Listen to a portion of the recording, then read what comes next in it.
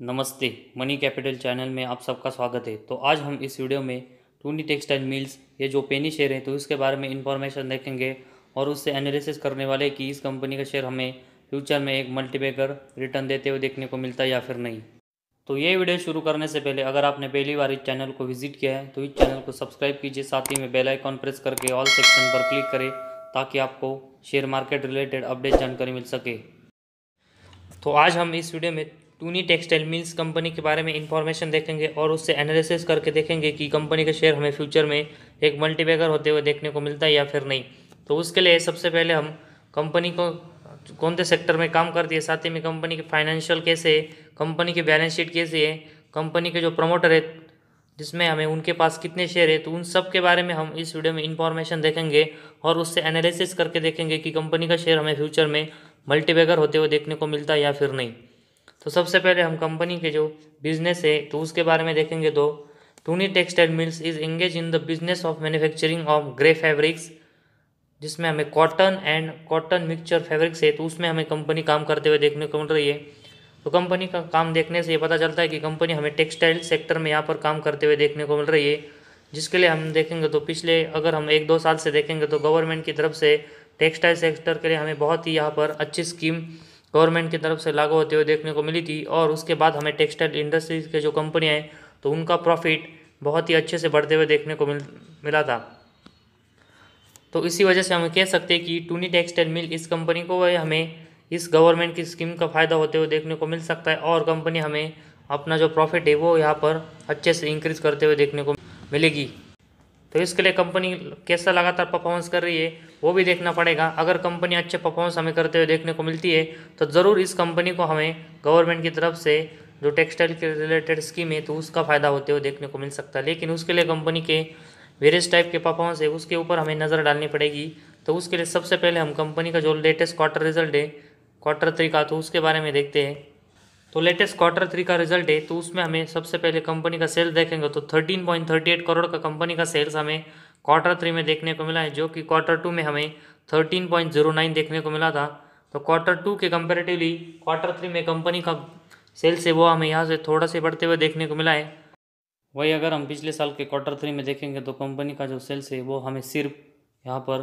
2.36 करोड़ का हमें देखने को मिला था। तो उससे हम देखेंगे तो 5 टाइम्स की ग्रोथ हमें इस Q3 में कंपनी के सेल्स में होते हुए देखने को मिली है, जो कि कंपनी के बिजनेस के लिए अच्छी बात हमें यहाँ से देखने को मिल रही है। वही मार्च 21 से देखेंगे तो कंपनी का सेल्स हमें जून 21 में सिर्फ थोड़ा कम होते हुए देखने को मिला है, लेकिन बाकी का अगर हम देखेंगे तो कंपनी का सेल्स हमें मार्च 21 से अच्छे से बढ़ते हुए देखने को मिला है। इसके कंपेरेटिवली अगर हम एक्सपेंस देखेंगे तो Q3 में कंपनी के एक्सपेंस 12.85 करोड़ के हमें देखने को मिले हैं, जो कि Q2 में हमें ये एक्सपेंस 12.76 करोड़ के देखने को मिले थे। वही पिछले साल के Q3 में ये एक्सपेंस हमें सिर्फ 1.62 करोड़ के देखने को मिले थे। तो सेल्स के कंपेरेटिवली अगर हम एक्सपेंस देखेंगे तो सेल्स हमें एक्सपेंस के कंपेरेटिवली ज़्यादा का देखने को मिला है। तो उसी की वजह से हम देखेंगे तो कंपनी का ऑपरेटिंग प्रॉफिट हमें यहाँ पर प्लस में देखने को मिला है। और ये हमें इस साल के Q3 में देखेंगे तो 53 लाख का यहाँ पर कंपनी का ऑपरेटिंग प्रॉफिट देखने को मिला है, जो कि Q2 में 33 लाख का था। और पिछले साल के Q3 में देखेंगे तो ऑपरेटिंग प्रॉफिट कंपनी का 74 लाख का था। तो कंपनी का ऑपरेटिंग प्रॉफिट है वो हमें मंथली बेसिस ज़रूर बढ़ते हुए देखने को मिला है, लेकिन ईयर और एयर बेसिस हमें इसमें थोड़ी गिरावट होते हुए देखने को मिली है, जो कि एक थोड़ी सी निगेटिव बात हमें इस कंपनी के लिहाज से देखने को मिल रही है। इसके बाद ऑपरेटिंग प्रॉफिट मार्जिन के बारे में देखेंगे तो इस Q3 में हमें ये 3.96% का देखने को मिला है, जो कि Q2 में 2.53% का हमें देखने को मिला था। स्मॉल ग्रोथ हमें ऑपरेटिंग प्रॉफिट मार्जिन में इस Q3 में कंपनी के देखने को मिल रही है, जो कि अगर हम पिछले साल के Q3 में देखेंगे तो ये हमें 31.36% के ऑपरेटिंग प्रॉफिट मार्जिन कंपनी का देखने को मिला था। तो उससे कंपनी का ऑपरेटिंग प्रॉफिट मार्जिन 3% का हमें इस Q3 में देखने को मिल रहा है। तो एक बहुत ही बड़ा गैप क्वार्टरली बेसिस हम देखेंगे तो पिछले साल के Q3 के कंपेरेटिवली इस Q3 में देखने को मिल रहा है। तो जिस तरह कंपनी का ऑपरेटिंग प्रॉफिट मार्जिन हमें एयर और एयर बेस कम होते हुए देखने को मिला है, तो उसी की वजह से एक निगेटिव बात हमें कंपनी के लिहाज से देखने को मिल रही है। इसके बाद कंपनी का अगर हम नेट प्रॉफिट देखेंगे तो Q3 में कंपनी का नेट प्रॉफिट हमें 0.05 देखने को मिला है, जो कि अगर हम Q2 में देखेंगे तो कंपनी हमें लॉस में जाते हुए देखने को मिली थी। तो Q2 के कंपेरेटिवली हमें लॉस के कंपेरेटिवली कंपनी अभी प्रॉफिट में इस Q3 में आते हुए देखने को मिली है, जो कि एक अच्छी बात हमें इस कंपनी के लिए देखने को मिल रही है। इसके बाद अगर हम पिछले साल के Q3 में देखेंगे तो कंपनी का नेट प्रॉफिट 37 लाख का था, तो उससे कंपनी का नेट प्रॉफिट है वो हमें बहुत ही गिरकर 0.05 यहाँ पर इस Q3 में होते हुए देखने को मिला है। तो मंथली बेसिस हम देखेंगे तो ज़रूर हमें कंपनी लॉस से प्रॉफिट में आते हुए देखने को मिली, लेकिन कंपनी का ईयर और ईयर बेसिस हम परफॉर्मेंस देखेंगे तो कंपनी का नेट प्रॉफिट में हमें भारी गिरावट आते हुए देखने को मिली है। तो कंपनी को इस नेट प्रॉफिट को आने वाले दिनों में और बढ़ाना पड़ेगा, तभी हमें कंपनी का शेयर अच्छे से यहाँ पर अपसाइड में जाते हुए देखने को मिलेगा। इसके बाद कंपनी के प्रॉफिट एंड लॉस स्टेटमेंट के बारे में हम देखते हैं। तो सबसे पहले हम इसमें कंपनी का जो सेल्स है तो उसके बारे में देखेंगे तो मार्च 10 में कंपनी का सेल्स 15.89 करोड़ का था। तो उसके बाद हम देखेंगे तो कंपनी का सेल्स हमें लगातार यहाँ से बढ़ते हुए देखने को मिला है, और मार्च 16 तक कंपनी का सेल्स 40 करोड़ तक भी हमें पहुँचते हुए देखने को मिला था। लेकिन इसके बाद कंपनी का सेल्स हमें फिर से नीचे आते हुए देखने को मिला, और उसमें हमें नीचे से ऊपर आते हुए देखने को मिला, और फिर से हमें नीचे आते हुए देखने को मिला। तो मार्च 21 में कंपनी का सेल्स हमें 25 करोड़ का यहाँ पर होते हुए देखने को मिला है, और जो ट्रेलिंग 12 मंथ्स है तो उसमें हमें कंपनी का सेल्स 55.51 करोड़ का देखने को मिल रहा है। तो इसी वजह से हम मार्च 22 में कह सकते हैं कि कंपनी के सेल्स में हमें एक अच्छी ग्रोथ यहाँ से आते हुए देखने को मिल सकती है। तो सेल्स के कंपेरेटिवली अगर हम कंपनी के एक्सपेंस देखेंगे तो कंपनी के एक्सपेंस हमें यहाँ पर लगातार देखेंगे तो कंपनी के सेल्स के कंपेरेटिवली कंपनी के एक्सपेंस कम देखने को मिले, और उसी वजह से कंपनी का अगर हम ऑपरेटिंग प्रॉफिट देखेंगे तो कंपनी का ऑपरेटिंग प्रॉफिट हमें हर साल पॉजिटिव में देखने को मिल रहा है। तो मार्च 10 में कंपनी का ऑपरेटिंग प्रॉफिट 26 लाख का था, इसके बाद 1 करोड़, इसके बाद 1.57, इसके बाद 1.37, इसके बाद 1.50, 1.61, इसके बाद 1.59, 1.47, इसके बाद 72 लाख, इसके बाद 1.15 हमें देखने को मिला, इसके बाद 97 लाख, और मार्च 21 में कंपनी का ऑपरेटिंग प्रॉफिट 1.28 देखने को मिला है। वही अगर हम इसके बाद कंपनी का जो ट्रेलिंग 12 मंथ्स है तो उसका ऑपरेटिंग प्रॉफिट देखेंगे तो वह हमें 2.12 करोड़ का देखने को मिला है। तो ऑपरेटिंग प्रॉफिट अगर हम देखेंगे तो कंपनी का ऑपरेटिंग प्रॉफिट हमें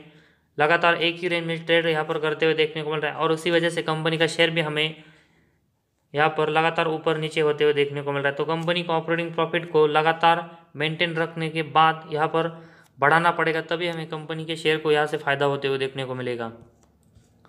इसके बाद ऑपरेटिंग प्रॉफिट मार्जिन के बारे में देखेंगे तो मार्च 10 में हमें 1.64% का देखने को मिला है। इसके बाद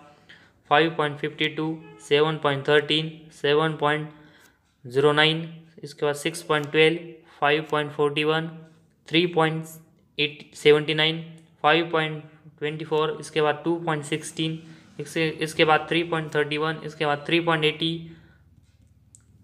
और मार्च 21 में हमें ऑपरेटिंग प्रॉफिट मार्जिन 5% का देखने को मिला है। तो ऑपरेटिंग प्रॉफिट मार्जिन भी हमें ऑपरेटिंग प्रॉफिट की तरह एक ही रेंज में लगातार ऊपर नीचे होते हुए देखने को मिला है। तो कंपनी को इसको भी आने वाले दिनों में लगभग जो हमें 10 के नीचे देखने को मिल रहा है, तो कंपनी को लगभग 10% से भी ऊपर इसको लाना पड़ेगा, तभी हमें कंपनी के परफॉर्मेंस यहाँ से इम्प्रूव होते हुए देखने को मिलेंगे। इसके बाद अगर हम कंपनी का जो सबसे इम्पोर्टेंट पॉइंट है नेट प्रॉफिट देखेंगे तो मार्च 10 में कंपनी का नेट प्रॉफिट 26 लाख का था, इसके बाद है 23 लाख, 20 लाख, 10 लाख, 25 लाख, इसके बाद 0.05, इसके बाद 16 लाख, इसके बाद 0.05, 16 लाख, इसके बाद अगर हम 2 साल देखेंगे तो कंपनी हमें लॉस में आते हुए देखने को मिली, इसके बाद 16 लाख, इसके बाद अगर हम मार्च 20 में देखेंगे तो कंपनी का लॉस हमें 30 लाख का देखने को मिला था, और मार्च 21 में कंपनी हमें 11 लाख का यहाँ पर प्रॉफिट जनरेट करते हुए देखने को मिली, और जो ट्रेलिंग 12 मंथ्स है तो उसमें हमें कंपनी के नेट प्रॉफिट 53 लाख के यहाँ पर आते हुए देखने को मिल रहे। तो इसी वजह से कंपनी आने वाले दिनों में हमें अच्छी परफॉर्मेंस करते हुए देखने को मिल सकती है, लेकिन इसके लिए कंपनी को अपना नेट प्रॉफिट है वो अच्छे से यहाँ पर बढ़ाना पड़ेगा। इसके बाद अर्निंग पर शेयर के बारे में देखेंगे तो ये हमें 0.01 या फिर -0.02 यहाँ पर उसके नज़दीकी देखने को मिल रहा है। तो कंपनी को EPS में भी आने वाले दिनों में अच्छी ग्रोथ करनी पड़ेगी, तभी हमें कंपनी के लिए यहाँ से एक पॉजिटिव न्यूज़ आते हुए देखने को मिलेगी। इसके बाद कंपनी की बैलेंस शीट अगर हम देखेंगे तो उसमें सबसे पहले हम कंपनी के रिजर्व देखेंगे तो मार्च 10 में कंपनी के रिजर्व -1.69 के थे। उसके बाद अगर हम देखेंगे तो कंपनी के रिजर्व हमें लगातार यहाँ पर माइनस में देखने को मिले, और सितंबर 21 में रिजर्व -0.78 देखने को मिले, तो उसके कंपेरेटिवली अगर हम बोरेंग्स देखेंगे तो कंपनी के बोरेंग्स हमें लगातार यहाँ पर रिजर्व के कंपेरेटिवली ज़्यादा के देखने को मिले, जो कि हमें सितंबर 21 में ये 6 करोड़ के देखने को मिले। तो कंपनी का जो रिजर्व और बोरेंग्स है सितंबर 21 का, तो उसमें हमें कंपनी के बोरेंग्स बहुत ही ज़्यादा कंपनी के रिजर्व के कंपेरेटिवली देखने को मिल रहे हैं। तो इसी वजह से कंपनी की बैलेंस शीट हमें यहाँ से ख़राब देखने को मिल रही है। तो कंपनी को आने वाले दिनों में अपने रिजर्व पॉजिटिव में लाने पड़ेंगे और उसके कंपेरेटिवली बोरेंग्स कम करने पड़ेंगे, तभी हमें कंपनी की बैलेंस शीट यहाँ से स्ट्रांग होते हुए देखने को मिलेगी और उसकी वजह से कंपनी का नेट प्रॉफिट हम देखेंगे तो हमें यहाँ से बढ़ते हुए देखने को मिलेगा। इसके बाद कंपनी के जो कैश फ्लोज का सेगमेंट है, तो उसके बारे में हम यहाँ पर इंफॉर्मेशन देखते हैं। तो cash from operating activity, cash from investing activity, cash from financing activity, तो इन तीनों को मिलाकर जो कंपनी का नेट कैश फ्लो है वो हमें मार्च 21 में 0 देखने को मिला है, जो कि इसके पहले हम देखेंगे तो मार्च 20 में हमें -0.01, इसके बाद 0, इसके बाद अगर हम देखेंगे तो ये माइनस और 0 देखने को मिल रहा है। तो कंपनी का जो नेट कैश फ्लो है वो हमें या फिर 0 में देखने को मिल रहा है या फिर माइनस में देखने को मिल रहा है। तो इसी वजह से कंपनी को इसको नेट कैश फ्लो को प्लस में लाना पड़ेगा, तभी हमें कंपनी यहाँ पर नेट कैश फ्लो में रिच होते हुए देखने को मिलेगी और उससे कंपनी की परफॉर्मेंस यहाँ पर इम्प्रूव होते हुए देखने को मिलेंगे। तो फिलहाल हम देखेंगे तो कंपनी के नेट कैश फ्लो सेगमेंट में कंपनी हमें ख़राब परफॉर्मेंस करते हुए देखने को मिल रही है। इसके बाद अगर हम डेप्टर डेज के बारे में देखेंगे तो कंपनी के डेप्टर डेज हमें लगातार यहाँ पर बढ़ते हुए देखने को मिले और मार्च 21 में ये 166 होते हुए देखने को मिले। तो डेप्टर डेज तो कंपनी के बढ़ते हैं तो कंपनी के लिए यहाँ से एक निगेटिव बात होती है, तो ये भी कंपनी के लिए ख़राब चीज़ हमें यहाँ से देखने को मिल रही है। इसके बाद इन्वेंटरी डेज अगर हम देखेंगे तो कंपनी के इन्वेंटरी डेज हमें लगातार ऊपर नीचे होते हुए देखने को मिले, लेकिन मार्च 20 के कंपेरेटिवली मार्च 21 में कंपनी के इन्वेंटरी डेज हमें कम होते हुए देखने को मिले,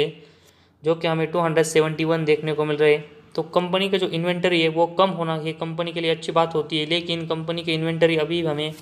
270 के ऊपर देखने को मिल रहा है। तो कंपनी को आने वाले दिनों में इसको भी अच्छे से कम करना पड़ेगा, तभी हमें कंपनी के परफॉर्मेंस यहाँ से इंक्रीज होते हुए देखने को मिलेंगे। इसके बाद सबसे इम्पोर्टेंट अगर हम कंपनी का शेयर होल्डिंग पैटर्न देखेंगे तो कंपनी का शेयर होल्डिंग पैटर्न में हम प्रमोटर के पास देखेंगे तो दिसंबर 21 में उनके पास 21.73% की हिस्सेदारी देखने को मिल रही है। इसके बाद डीएस के पास 0.38 और पब्लिक के पास देखेंगे तो 77.89% की हिस्सेदारी देखने को मिल रही है। तो प्रमोटर के पास कम और पब्लिक के पास ज़्यादा शेयर होल्डिंग होना ये बहुत ही निगेटिव बात होती है। और जिस तरह कंपनी के परफॉर्मेंस हम देखेंगे तो कंपनी लगातार एक ही रेंज में हमें परफॉर्मेंस करते हुए देखने को मिल रही है। तो इसी वजह से कंपनी को आने वाले दिनों में इस सेल्स और साथ ही में जो बाकी के सेगमेंट है तो उसमें अच्छा परफॉर्मेंस करना पड़ेगा, तभी हमें कंपनी का शेयर यहाँ पर मल्टीबैगर होते हुए देखने को मिलेगा। तो कंपनी का शेयर अगर मल्टीबैगर बनना है तो कंपनी को बहुत ही अच्छा परफॉर्मेंस बाकी सभी सेगमेंट में करना पड़ेगा, जिसमें कंपनी के जो सेल्स ग्रोथ है, साथ ही में कंपनी के जो ऑपरेटिंग प्रॉफिट और उसके साथ ही में बैलेंस शीट, कंपनी का जो ईयरली बेसिस नेट प्रॉफिट, और अगर हम सबसे इम्पोर्टेंट देखेंगे तो कंपनी का जो ऑपरेटिंग प्रॉफिट मार्जिन है वो कंपनी को इम्प्रूव करके 10% के आसपास ले जाना पड़ेगा, तभी हमें कंपनी यहाँ पर आने वाले दिनों में एक अच्छी रिटर्न टेक्सटाइल सेक्टर में यहाँ पर देते हुए देखने को मिलेगी। तो जिस तरह कंपनी के प्रमोटर है तो उनको भी अपनी हिस्सेदारी हमें कंपनी में आने वाले दिनों में बढ़ानी पड़ेगी, तभी हमें इस टेक्सटाइल कंपनी को गवर्नमेंट की तरफ से फ़ायदा होते हुए देखने को मिलेगा और ये कंपनी हमें एक मल्टीबैगर बनते हुए देखने को मिलेगी। तो इसी वजह से लार्ज क्वांटिटी में अभी इन्वेस्टमेंट करना इस कंपनी में सही नहीं होगा। तो कंपनी जो टेक्सटाइल सेक्टर में काम करती है तो उसी वजह से हम स्मॉल क्वांटिटी में अभी इस कंपनी में इन्वेस्टमेंट कर सकते हैं, और वही अगर कंपनी आने वाले दिनों में अच्छी परफॉर्मेंस कर दे तो हम इस कंपनी में अपनी इन्वेस्टमेंट आने वाले दिनों में बढ़ाएंगे। तो आज हमारे इस वीडियो में बस इतना ही। अगर आपको हमारा वीडियो पसंद आया तो इस चैनल को ज़रूर सब्सक्राइब कीजिए।